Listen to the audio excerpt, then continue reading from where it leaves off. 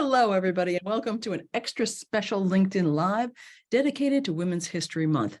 Today, we'll be hearing from three cybersecurity leaders whom Contrast Security is honored to call our own. Three women who are here to share their unique perspectives on the challenges and opportunities facing women in cybersecurity, along with how they've navigated their careers to become leaders in this field. Today, we're joined by Naomi Buckwalter, Contrast Director of Product Security, Rachael Mott, Contrast Senior Director of Strategic Technology Alliances, and Tara Ryan, Contrast Chief Marketing Officer. That's in alphabetical order because we love them all equally. As you can glean from that list, there are many roles that women can and do take on in cybersecurity leadership, from the actual nitty-gritty security side to the realm of understanding and articulating a customer's journey, and on to inspiring everyone on the planet to live their masterpiece by teaching them tools to drive their digital transformation. I don't get credit for that. Live their masterpiece bit, by the way. That's part of Rachael Mott's personal mission statement. I really like it, though, so I wanted to make sure that we all got to hear it from her and hear it from me, I guess, and as well as all about the personal journey that led to her switching to cybersecurity after 20 years of focusing on business applications. So listeners, don't be shy. If there's something you'd like our panelists to address, please do pop your questions into the chat box. Why don't we start the chat off now? Everybody, if you'd like to share where you're from, your job title, and where you're working, we'd love to see where you're tuning in from. So please pop it in the box. Anyway, so welcome, Naomi, Rachael, and Tara. It's a pleasure to have you on. So thanks for taking the time to chat with us. Hey, Lisa. Absolutely. Oh, Lisa. So I want to hear a little bit about your backgrounds. Let's go again alphabetically. Naomi, unmute. Hi. Yes, hello. Naomi, this is what I look like. I'm the Contrast Director of Product Security. I've been here for about 8 months now and loving every second of it. My job is to ensure the security of our products. And since we are a security software company, I'm going to say that's an important thing for our customers. What was the other question? What was my first job? No, we're not there yet. Oh, we're not there yet. The script. Oh, my mind is blown. That's it. I have to give up. No, we'll keep plugging it anyway. See that she even sees security threats and script in advance. She's that kind of clairvoyant. Anyway, so you are the Director of Product Security. A little bit about your background. How did you get to that?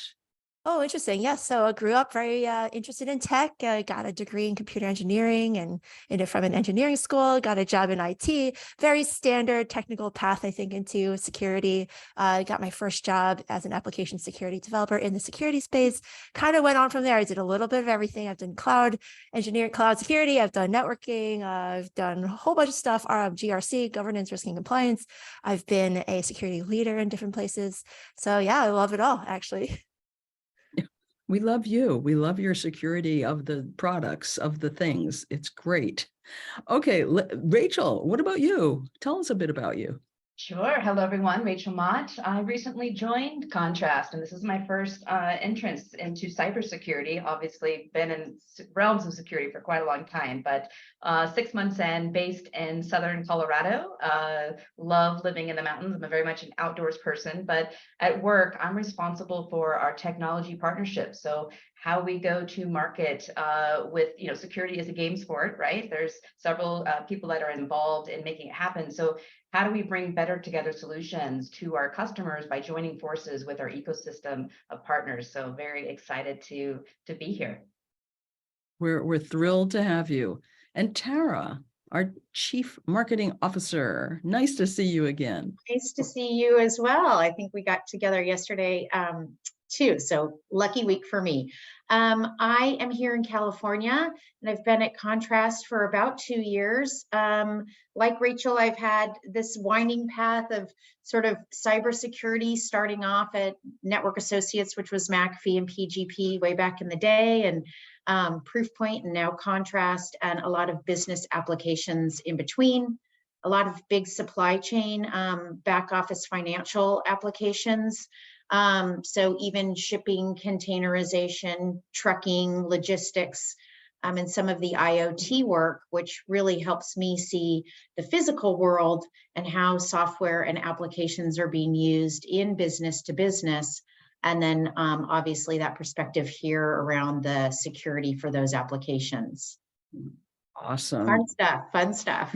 And she's the most positive person in the world. If you ever get to work at Contrast Security, thank your lucky stars. She's everybody's cheerleader. She's great. Well, we laugh a lot, don't we? Yeah, we do.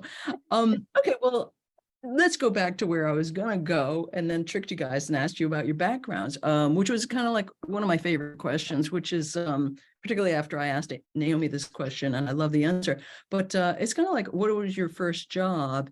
And not necessarily what was your first technology job, but what was your first job? And well, I know what yours was, Naomi. I love it. But Rachael, what was your first ever job before technology? What did it have to do, if anything, with your eventual career path? I mean, were you babysitting or building babysitting alliances, maybe? You would do that. I was a latchkey kid, so I did a lot of things as latchkey kids from my generation did. But I think, what really shaped me where I am in my career today started before my first job. I was talking with a girlfriend of mine the other day, and her son is 9. He was very upset because he had to move schools. And so I sent him a motivational little video. And I was like, look, Edison, something you don't know about Auntie Rachael is from the time I was in kindergarten until I graduated high school, I went to 10 different schools. That's really hard for a young kid, but it made me fiercely independent, highly adaptable, very scrappy, and good at reading people and building relationships because I had to do it over and over again. And at the time, I was not very happy about it, but I certainly see now as I reflect back on how it shaped me, for better or worse, for who I am today. But, so being a latchkey kid and wanting that independence, I had odds and ends kind of jobs to put money in my pocket. And I really got into technology when I joined Lawson Software, and it was an admin role, doing contracts and RFPs. And I finally had a chance to get into a technical role, which is what I wanted. And so I was interviewing with this startup, and the COO, a gentleman, he said, look, you've got no experience to go into the help desk. And I know that's what you want. He goes, but you just don't have any experience. And I'm like, just give me a chance. And he goes, well, I got a chance for you. Because my office manager resigned today. He said, so if you come in and you do this role and you prove yourself, then we'll see if we can get you into the help desk. And at the time I was like, that just seems like such a stereotypical role for a woman. But I was determined to do it. And so I got in and I, backfilled that position rather quickly. I got into the help desk, moved into training and pre-sales and managing all those teams in about 5 years. And I really attribute that's, those lessons that I learned as a child and just going through the constant change that made me to be a better professional and be able to really excel in my career early on. I love it that you can be told, no, you're not qualified for that job, but you can manage those people. Yep. Because, it takes a different skill set. Well, how about you, Tara? First job ever? Oh, my first job ever was at a deli making sandwiches when I was 15. But I was thinking about a job pre-tech. I worked in advertising before my first job in tech was at Oracle. But our big client was Liquid Air or Air Liquide. And so I was running advertisements, like creating ads with my boss for like food manufacturing, oil and gas journal. And going to market, I learned to go to market by SIC codes way back in the day, right? So industrial manufacturing, versus automotive manufacturing. And so flash forward, 20 years, I was at Zebra and someone needed to make a promotional video on mustering for oil and gas rigs. And I'm like, oh, I got it. And I think I got my job at Oracle because Oracle was moving into applications at the time, in addition to database software and data warehousing. And I knew the industries. I knew CPG. I knew SIC codes, and I knew how to get to that audience that worked within their own industry. And that's the way the mentality works. enough of TPC benchmarks or speeds and feeds, how fast a software is when someone's, living and breathing within, an oil and gas industry, that you really need to hit their heartstrings. So, very exciting job, doing those elements for Air Liquide, but it really set me up for understanding, how software is applied to business. Oh, that makes total sense. And I thought that as a farm, you grew up on a farm in Fresno, and I thought you were going to say something like, irrigating almond trees or mucking out the stables, or I don't know, but My seed to shelf. I always say, I get it. I get like seed to shelf, Yeah. Oh no, I know that. Yeah.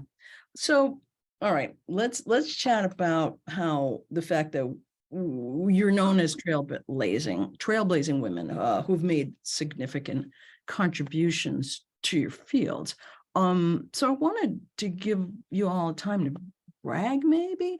Let's start with you again, Tara. Like, what would you say is your most significant contribution to the cybersecurity industry or the tech industry? I think, big question. I always, people say, oh, wow, you've been so lucky. I'm like, maybe it's just the Irish luck, to have 4 IPO companies. But I think one of my contributions is breaking things down to the simplicity and the most simple way of explaining even a complex process or software offering or solution, and making sure that when that brand is represented at Wall Street to customers, to my grandmother, it makes sense, right? That value is pulled through, and it does tell a story, right? Proof point, a lot of people said it was email security, but it was, it really is cloud data security. And archiving is now follow me archiving, right? It's not just put it in a file. It follows us around the world as we work.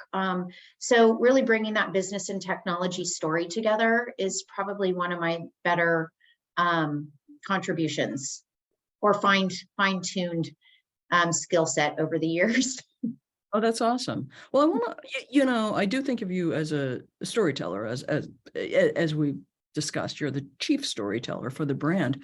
But I remember in a past conversation, you were talking about how you kind of brought it back from like fear-based marketing. Didn't cybersecurity use? Yeah, sure. That would be something that I believe strongly, and I have a lot of passion around, sort of no more fear.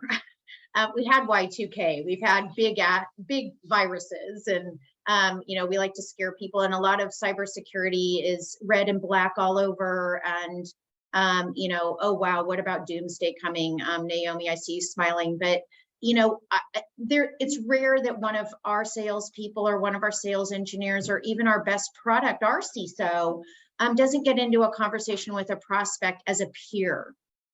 And we need to partner. I mean, we have amazing systems integrators and consultants that are offering services in Rachael's realm. And it's really about partnering. So there's less of a fence between the vendor and the client or customer, and we're sort of in it together, especially in cybersecurity. So, the minute something bad happens, we all get in the room together and we're about the solution. So fear really doesn't play anymore.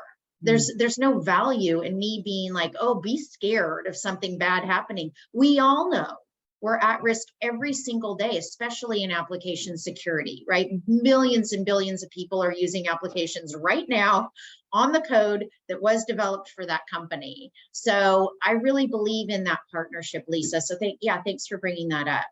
Well, thank you for delving into it. I love it. I love it because it's so much more positive, and it seems like more respectful of customers or people in general, not to treat them as peers.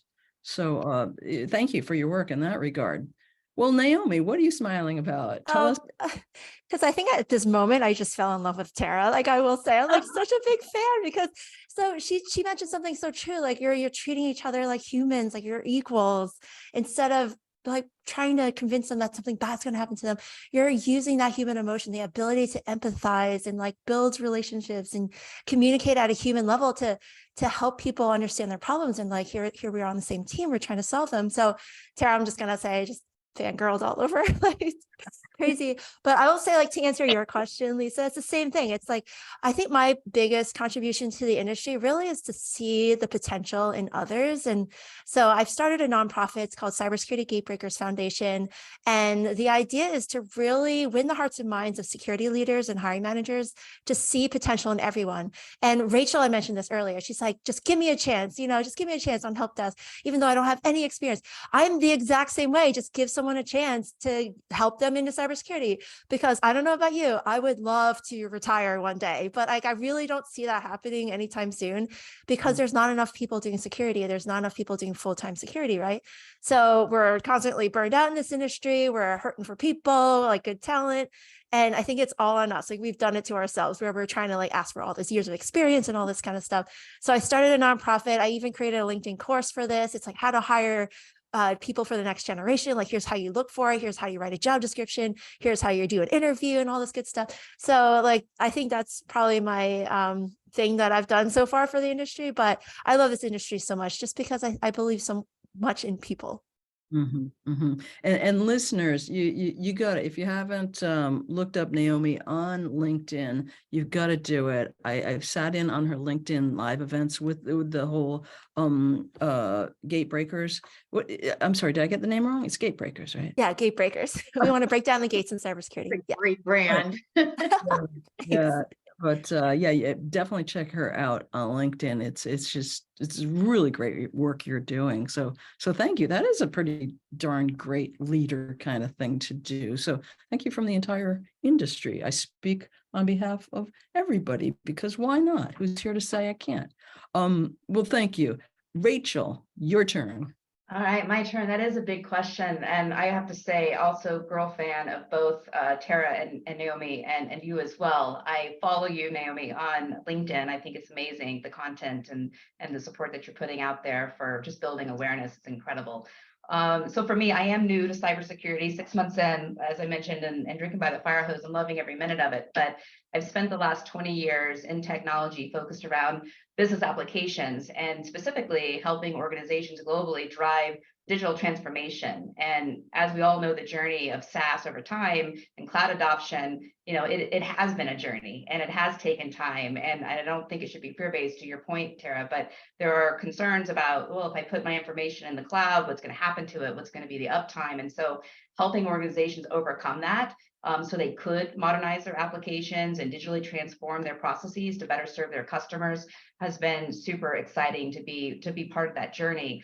And then it led me into alliances and getting the opportunity to, go and build global partner channels. So I did that for one of the startups that I joined. Both startups did get acquired, which was great. One of them was by Enron. That was not so great because it was right before the Enron fell. But to be part of that journey of building up a business and taking it to a point, but the business being serving customers has just been amazing. And being in alliances and able to forge partnerships with companies like Microsoft and Amazon and Adobe and Hitachi's of the world to truly bring the best of people and technology together to create innovative offerings that really serve financial services and manufacturing and retailers to better serve their clients. It's just been great to have that be a part of my journey. But to Naomi's point, for me, when I think about my biggest contributions, it's been to people, and people are my mission. They're my passion. I think everything that we do and our whole existence is around building community and sharing our gifts and talents. So being able to identify talent along the way and mentor them and coach them and help them with their professional and personal goals is what I think my greatest contribution has been. Awesome. Yeah, I could tell that you've got, what are those strengths? The anyway, in your profile, strengths. It's the something strengths. Oh, never mind, I lost it. But anyway, Clifton strength. Clifton. Yeah. I always get caught up between Myers-Briggs? I'm a bridge builder. I mean, that's one of my talents, and I think we talked about that. I don't know if it would be classified as a Clifton strength, but bridge building and helping people go to the next level is where I excel. That's great. Well, thank you all. Thank you all for your contributions and for sharing them with us. So let's move on to this whole question of being a woman in a male-dominated industry, what challenges you faced along the way and how you dealt with them. And just so you know, listeners, I had the opportunity to chat with Rachael and Tara earlier this week, and we're kind of kicking around the notion that looking at the industry as male-dominated can obscure the fact that career challenges can come from any gender or any place. I think we need to acknowledge that there's more nuance to talking about women in technology than what you get from these kind of gender-focused lenses. But having said that, Naomi, I know you have a story about being treated as other in your career, and it rankled. Can you speak to being treated like a token woman hire?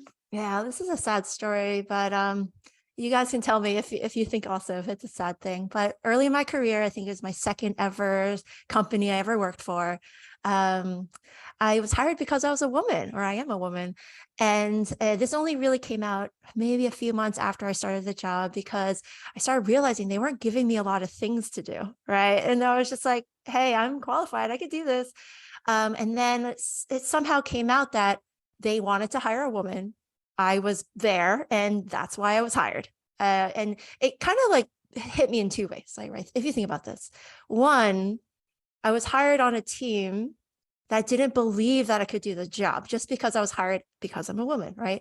So, and then also I'm depriving whoever it was that I got the job over from a job that he could have done. And I thought that was immensely fair on a lot of ways. It's unfair for the other candidate. And it was unfair for me too, because as a person who was fully capable and qualified to actually do the job, I was never actually seen as fully capable or qualified because of the fact I was hired as a woman. So for my gender, and I just found it completely just silly and ridiculous. I ended up leaving that role. I got a better one, but it was just a kind of a wasted job, a wasted potential, right? Wasted opportunity for the team, for myself, for the other candidate. It's just all around sad. And I do want to step back and say, like, why did that kind of happen? Did they want to do the right thing? And are they trying to hire somebody just because of their characteristics, right? And I kind of think like that's a good thing, but in general, like that's not the goal. Like the goal is to get these opportunities in front of the right people. So I am very merit-based. Like I would love to hire more women. And I don't want to stop anyone, but I don't want to stop anyone, even if they aren't a woman, to get a job, right? Like, so I really don't know what I'm trying to say here, but in general, it was just a sad all around experience. And I really hope that doesn't happen to anyone else ever. I just think it's sad that, well, I mean, it's all sad, but it's particularly sad that the dynamic would be so difficult to shift to, I mean, because if they're not giving you projects because they don't believe in you, how do you prove to them that you can do it? It's kind of like a chicken and egg thing. So that's just tragic that you have to move on from a position like that, unless in the years since then or if any of you can think of a way to shift that kind of dynamic. I sometimes I think I run into that a lot, Naomi, at in the last few years, especially at a board selection level. I don't want to be just someone who meets a quota, right?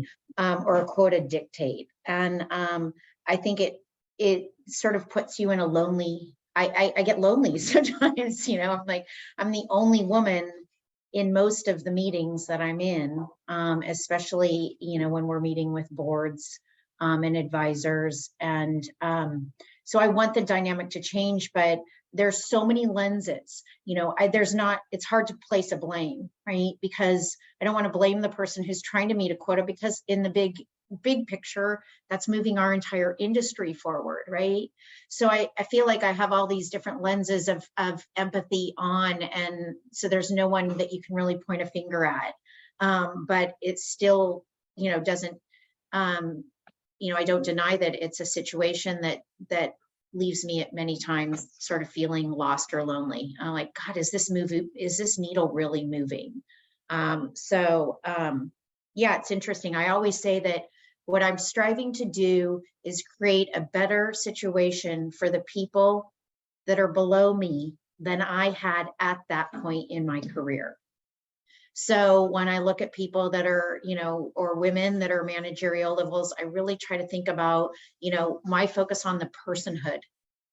That is a person with a name, whether or not it's a man or a woman, it doesn't matter to me. It's the personhood. And then are they, compensation, opportunity, recognition, respect. Are they given that? Are they being given or presented with more than I had at that point? And so that kind of allows me to calibrate. Boy, it'd be nice if we had like, the equivalent of that. I don't see color nonsense. It's like, I don't see gender. Like that would be maybe we should change resumes, right? Where it's like, I'm candidate, 427, right? But no one would know whether you were a man or a woman or, yeah. Well, they've done studies where The blind auditions like The Voice, right? Exactly. I'd have to interview someone and the chair would turn around. Right? Okay, well, thank you for chiming in with that, Tara. Rachel, what about you? Now, I know you've had situations, challenges, and they didn't necessarily come from men. Do you want to talk to any of those? Sure. I feel like I've been fortunate in my career. I haven't felt a lot of times where I've been biased because of my gender or adversity because of that.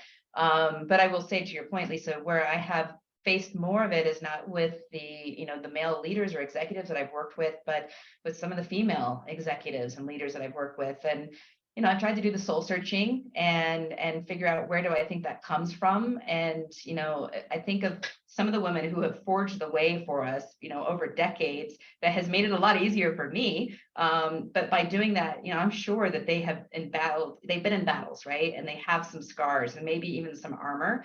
We do tend to think of technology as being more male dominated. So, there could be a bit of, jealousy is the right word, but, kind of battling it out between the women because they think there's a limited number of positions and they kind of hold their ground. But regardless of, where the adversity came from, I tend to flip things to what can I do about it? And so, how I've overcome some of that is one is looking at my boundaries. Have I articulated them? Am I living by my own boundaries as to what's acceptable and what's not acceptable? Do I have a role to play in this? Trying to get curious. Is there anything that I'm doing that I'm not aware of that I should be mindful of? And, as much as I've wanted control in my life, and especially given my childhood, I know that there's very few things we can control, but, we can control how we think and we can control how we act. And so I tend to take a more positive slant just because of everything that's happened in my life, where I look for that silver lining. So in the situations that I have faced this adversity, and even with female executives, it's, what I've really done is look to see, well, what did I learn from it? Whether it's a behavior I do not want to emulate, the type of leader I don't want to be, or did it make me stronger? Did it make me more resilient? And I really try to lean into that silver lining. And that's what keeps me from kind of going off off a deep end, I suppose. Yeah. Well, I love how you spin things into positive fruits to learn from these kind of things. So thank you for all of that. Let's turn to some issues that many of us have to deal with, but which are particularly common and acute with women. One such is imposter syndrome. I don't know, you don't, and none of you seem like people who might suffer from imposter syndrome, but it's a thing. So let's talk about it. Rachel, have you ever had that? Oh, you mean that nasty voice that takes up too much airplay in your head? Is that what you're talking about? That imposter syndrome? You got to work your voices hard because you really don't know what you're doing. I'm sorry, I'm speaking my own thoughts out loud. Don't mind me. Yes, there have been times where I've given it airplay. I remember when I first got this opportunity to go and build the global partner channel. And I fought for it and I made a case for it and I got accepted to go and do it even without the global experience. And then once I caught that fish, it was like I was a little girl again, and I had gone fishing at the river and I caught my first gnarly catfish, and they're just ugly and they look mean and little hairs everywhere. Oh, what the hell what do I do with this? How do I get this off the line? And I began to question myself as to whether I could, I might travel to France. I don't even speak the language. I'm going to convince this company why they should, build a partnership with us and invest in driving this with us. And so I had to go to a peer of mine, and he gave me the external validation that I needed. But even at that time, I realized if I constantly was seeking that external validation, then I'm going to become a people pleaser. And I needed to find that intrinsic and internal motivation. And so to do that, I had to do a couple of things to overcome it. I had to control my thoughts, right? Because they say, your thoughts lead to your feelings, and your feelings lead to your actions, and your actions lead to your outcome. And I didn't want those negative outcomes. I didn't want to feel like I was an imposter. So things like meditation and mindfulness. But, the other thing that I did, and I learned this early on, was keeping a win journal.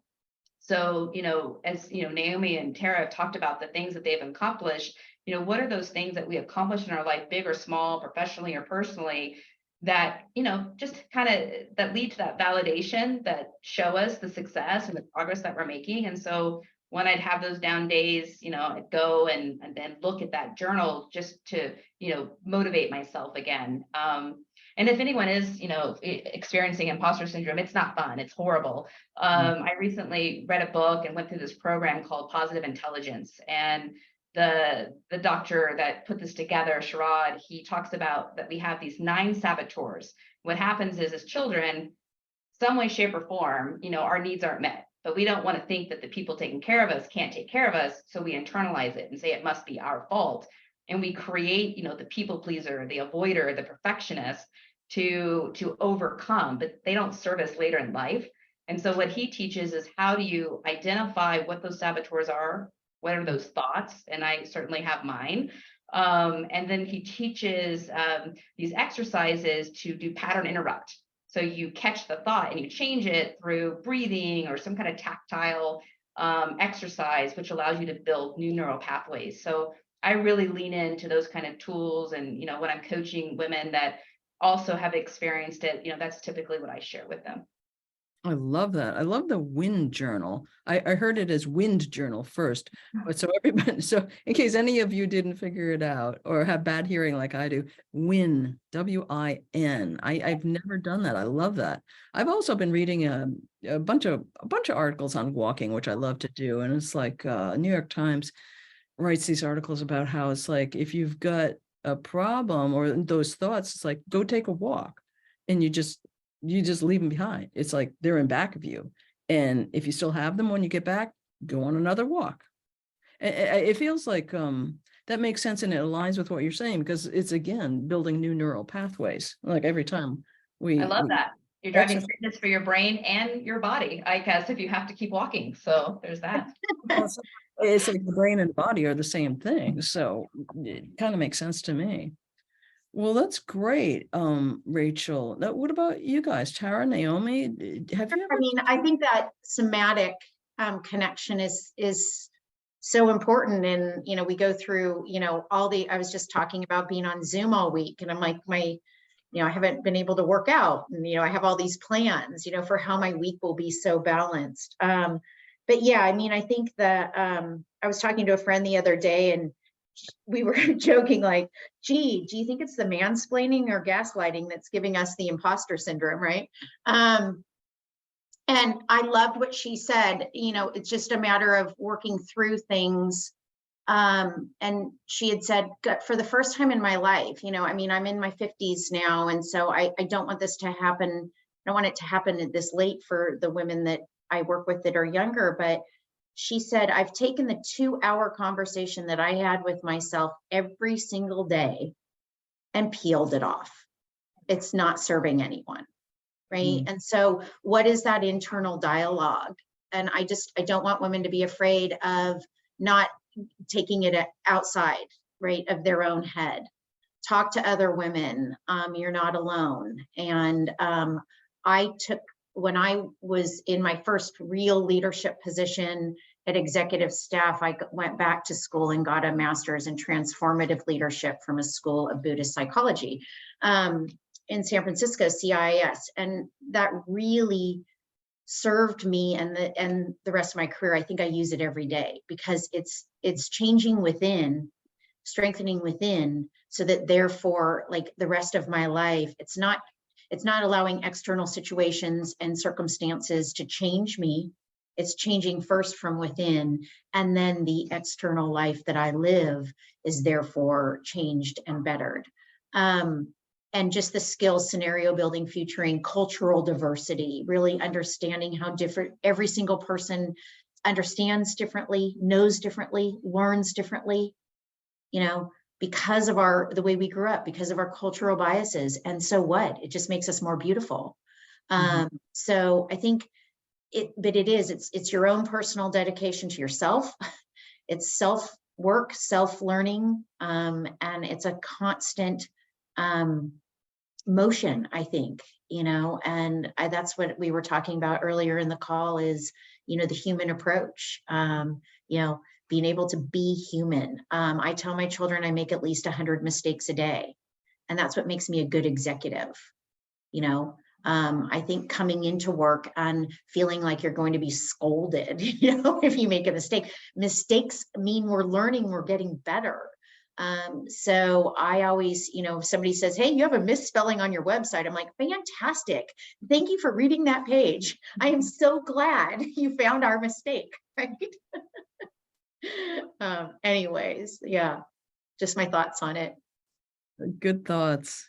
Naomi, how about you? I mean, I'm just more in love with you, Tara. Like you're mentioning the growth mindset and using struggles to improve yourself.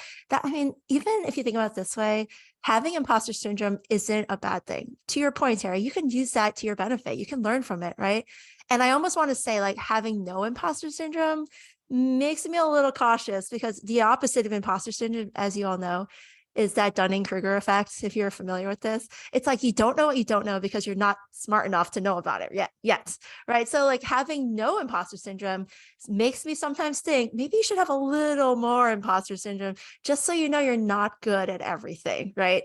And knowing that, you can actually improve. So having imposter syndrome isn't inherently bad. It's really the action that you take after it. Are you going to grow from it? Are you going to learn? Are you going to take that challenge and run with it? Or are you just going to let it like debilitate you, incapacitate you? Like, I really hope it's the former, and you just be like, yes, I embrace this challenge. I'm going to grow from it. And just be all about that positivity, because really like that's the only way you can move forward in life. And I also think understanding that sometimes that might be harder for men, right? To walk into a room and say, hey, wow, I really learned something today, or thanks, I didn't know the answer to that. And that just might be, the way they were raised. Again, Rachel, we talk about our childhoods, but just understanding that that might not be something that's pointed towards me, right? I remember one CEO said, well, how can I help you? I could really help your career. I'm like, well, you're 15 years younger than me and have like half my experience, but okay. I think that was just, and I didn't judge him. I walked out of the room and I was like, oh God, like, that's kind of sad. But I was honest with him. I said, I don't need your help. I don't want your help. I never want to be you. I'm really happy with where I'm at in my career, but let me use this as an opportunity to maybe, help him learn for the next time he wants to address another woman who's an executive with the same type of conversation. So I do think I call it thoughtful leadership, because, thought leadership, but we are inherently thoughtful as women. And that's a trait that's so strong. And to be able to use that level of understanding and thoughtfulness is just, it's just intense and super powerful. And really, there might be a problem the opposite direction with overconfidence in a lot of leaders in the world. That's when they get really scary. It's associated with criminals, an inflated self-esteem. Oh And no, you you're so right. So, but Yeah. it's the competence versus the confidence issue. I think a lot of people confuse the two. If you're very confident, you must be very competent. And that's why we do see the level of different genders in the executive levels, at least. It's because at many levels, in those levels, it is confused. Those two are confused. So that's maybe one of the reasons why we do see more men in those executive levels, right? Sorry to cut you off there, Lisa. Oh, no, I love what you said. It's true. It's like I listen to my own partner and he just speaks with such confidence and he's going to solve the world. He loves to rant about politics and this is what they've got to do and yada, yada, yada. And it's like, I love him to death, but it's just like, oh my God, it's just, people are magnetically attracted to him because he's got this confidence. And it's like, who wants to sit around me saying, well, on the other hand, I'm not so sure. Terrible liberal wishy-washiness that infuses me, but yeah. Well, you guys, we've been doing this for a while now, but it's so great to talk with you. I had a couple more subjects I wanted to ask you about, but maybe we should just let me ask you, what do you want to talk about? Do you want to talk about childcare issues? That's an issue for some of us, not all of us. Do you want to talk about mentoring or other work-life balances? You tell me.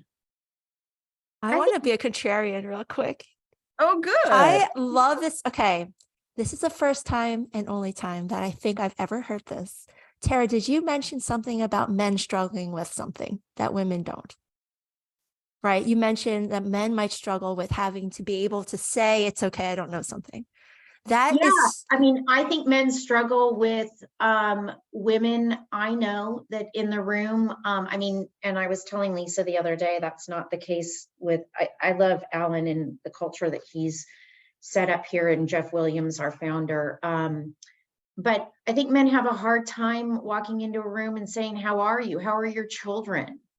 Recognizing that we are all part of families and partnerships, and we have spouses or boyfriends and girlfriends and lovers and friends and people that are dying of cancer and emotion, right? That thankfully we can work at home now, and I think that's peeled off the sort of veils of like a suit and tie and formality. And we've had to expose ourselves as men and women in our personal environments, right? You don't see my kitchen in the background today, but usually, there's dogs and kids and kitchen and I'm really comfortable. I'm a woman, I'm a single parent. I had my children on my own. It's a constant everyday struggle. And I laugh a lot about it, right? Because it's like, wow, okay, craziness is alive and well here in my home.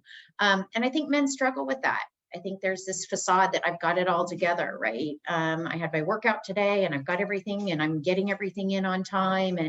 And when someone gets sick or there's, a struggle within your home and your family feeling more comfortable. I wish men would feel more comfortable to just talk about how they're feeling and their emotions in the workplace. I have to admit, I struggle with that in a work setting because it's sort of like, so-and-so told me she's struggling with a relapse of cancer. And it's like, I keep wanting to ask her, how's she doing? It's like, I don't know what's intrusive. I don't know if I can talk to other colleagues about that because it's like HIPAA, it comes into play. Like, did she tell me that in confidence? Or I guess I could just ask her if I could discuss it. But I don't think we have to get super personal. I mean, those are that's your individual prerogative. But I just think we spend a lot of time together, right? We develop relationships over the years, and I do think that, I mean, it's just my own personal experience. I'm not generalizing at all. I just, I love it when I learn about people. I'm curious and what people are going through in their lives. It helps me support them, and it helps me create boundaries and space if they need it. And so I do think that just came to mind when we were saying, what might be an area that maybe men sometimes struggle with. well, We have, I'm sorry, Rachel. I just wanted to point out that we've had a question, a comment from contraster Dan Castle. He says, sorry, totally disagree. That's at the individual level, not an entire gender. On maybe speaking more about your personal or emotions, sharing emotions. Yeah. Absolutely. Oh, and respect that, Dan. Yeah, thank you. Like I said, I'm not trying to generalize at all. It's my own personal experience. And not as much so at contrast. Like I said, our culture is more familial. And like I said earlier, we laugh a lot and we have a lot of fun. So thank you for the comment, Dan. Yeah, thanks, Dan, for that. Yeah. Rachel, what were you going to say? Well, what I was going to add to is I remember when I first joined and meeting with Ben Goodman, who's is the leader I report into, and he's a fantastic leader. And we were talking about psychological safety. And I think that's important in corporate America. If we want people, to Tara's point, to feel comfortable with showing up and being vulnerable. And that's what that is. Being vulnerable is, when we pull back that armor, we do need to create a space of psychological safety so that somebody feels if they do share that it's not going to be used against them. But I think that also takes time and a mutual understanding and respect to have that type of environment. And I agree with you, Tara, here at Contrast, I feel that is part of the culture. And it's one of the reasons I love being part of the team. Okay. I'm waiting to see if Dan has any reply to that, but yeah. Okay, well, do you guys want to touch on mentorship at all? I mean, I know it's important to kind of all of you to be mentors and to be mentored. Oh, what do you think? Well, I attribute the success of my career and my personal life to my mentors. And I think of it in 3 different ways.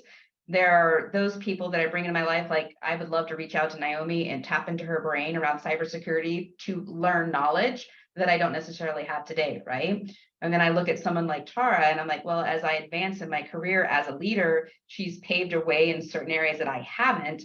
And so being able to get her mentorship, there's things about her personality and things I just learned today that I'm like, oh, that's amazing. I want to learn more about that because that's something I aspire to. And then there's the coach, right? There's I know what to do and I know how to do it, but I'm looking for an accountability partner. And so at least in my career and in my life, I look for people that have filled those different buckets. And the people have changed throughout the different seasons of my life. And some things have been deprioritized and other things prioritized. But I've leaned into it. And because I've leaned into it and because I've gotten so much from it, I want to give back as well. And I think all of us do on the call. We heard about what Naomi is building. And so, I do things like Big Brothers, Big Sisters. I love to champion and be the executive sponsor for different, women's groups or employee development. Because again, I said this earlier, I think why we're here and part of this existence is around building community and then sharing those gifts and those talents with others that just make us a better society. But mentorship specifically to professional advancement, I think it's critical, and everybody should be seeking out, one or more mentors to help them in their career progression. Mm-hmm, mm-hmm. Yeah, and Tara, you've spoken to making alliances in the company. It's all about reaching out, making alliances. And, developing those relationships. But yeah, Naomi, I think it's really cool what you're doing. Yeah. Oh, well, thank you. I also think you're awesome and I appreciate what you're doing here. Just to reflect on mentorship, I've had many mentors. I love learning and trying to find something that I can learn from in every interaction I have, honestly, like whether it's a stranger in a store or my children, like there's always a perspective that I can learn from, and everyone's got their own perspective on things. So it's immensely curious, like I'm curious on everything. And it's just such a nice way to, I think, go through life where you're kind of like, hey, there's always something that I can learn. There's something I can take from this experience. Maybe I don't want to repeat this experience and therefore I'm going to learn and try to get better the next time. So that's something I do look forward to every day. In terms of being a mentor, I've helped many people at least get jobs in cybersecurity cybersecurity, so I do consider myself a mentor. I'm immensely proud of that fact. Actually, it's just helping people get a job in cybersecurity, right? So in terms of that, it's wonderful. I would say, like, if anyone's listening and they're thinking about being a mentor, like, just go for it. But please first also ask for permission. Like, don't just go up to a person that you think needs to be mentored and be like, I want to be your mentor now. I've seen that happen a lot. And I would just caution you, people who are listening and who might be thinking this, make it like a two-way thing, or you're kind of like, hey, you know, maybe you and I can talk about stuff. What do you think? And let that person agree to that. So I'll get off my soapbox now. So Naomi, I would say and we were talking about this earlier this week, and it's like, please encourage people to seek out mentorship, right? Just let your whole group know, let people know that your door is wide open, that you love it when people come and ask you questions or ask to meet with you regularly, even if they're not even in your department. Just communicating that outwardly makes such a difference, because I think people, you know, are shy, or maybe, you know, think, oh, well, I don't want to bother that person, they're so busy. But it's so refreshing when people approach you and say, hey, will you help me? Will you mentor me? Or can you set me up with someone who might be able to help me in this area? It's something that I know not just women, but you know, anyone who's in a leadership position, it's so refreshing. Well, that is a wonderful note to wrap this up on. We could go on for another hour or two or three, but we won't, because you've got to have your lives back. So I want to thank our guests, Tara Ryan, Rachael Mott, and Naomi Buckwalter, for giving us this look into what it takes to be a leader. You're all so inspiring. But what's even more inspiring is that for every one of you, there are about 30 more cybersecurity women who work by our sides at Contrast. And beyond Contrast, there's a world of our sisters working in cybersecurity. Every day, you all bring us your A game. You make us laugh. You make us think. You make us strive to do better when it comes to securing the world. So thank you all for being here, both our guests and those who tuned in. Thank you. Go in peace, stay safe, stay secure, and happy Women's History Month. Thank you. Right back at you, Lisa, and thank you. Thanks.